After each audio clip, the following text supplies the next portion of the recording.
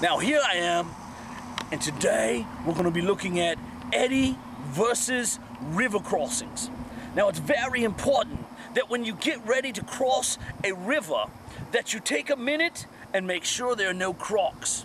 A great way to do that is to sit silently by the water for 3 minutes. Some crocs have been known to hold their breath for 8 to 10 minutes. So we're gonna go with 3 because I've got a very short attention span. All right. Here we go.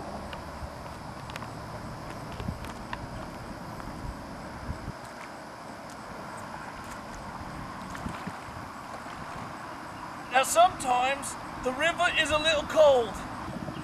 Actually, a good sign, because it means there are no snakes. When you get about waist high, feel free to begin the breaststroke.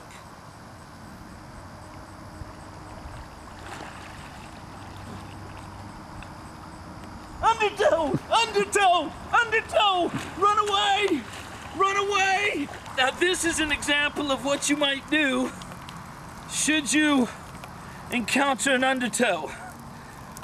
I think we might try something a little smaller for the more novice in our audience. All right, so as you can see with the rivers at flood stages, it was not a good place to cross there. Sometimes when the water's moving way too fast, or maybe you encounter an undertow, you should avoid those situations. Find someplace a little slower, a little shallower, where you can cross appropriately. Now, to simulate that, we found this pond. Oh. Oh. This is horrible. This is what we call the muck. Oh. My feet are sinking in this quicksand of a pond. Sometimes as you're on your adventure in the wild, you'll notice a place that looks safe and promising and you start to cross. But as soon as you do, you notice that maybe it's a little bit squishy and the mud gets in your shoes and in between your toes. Or maybe it's a bit stinky. When you come across these settings, sometimes it's best to just call it a day. You don't have to cross there. We're gonna find a little bit safer place. Maybe a bit more rocky and clean, sanitary. All right, I know what you must be thinking. Eddie, stop!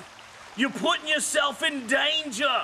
You're venturing down into a gorge with roaring rapids just to show us what a life of passion could be like. But hey, this is man versus wild, and so now I'm going to show you how to appropriately cross dangerous waters. You've got to look out for rocks that are slippery. Slippery rocks actually cause 80% of the injuries in the wild. You must maintain your footing. Here we go. It's good to try to find high places where you can step up and avoid should a sudden surge of water that comes up the river. Very safe.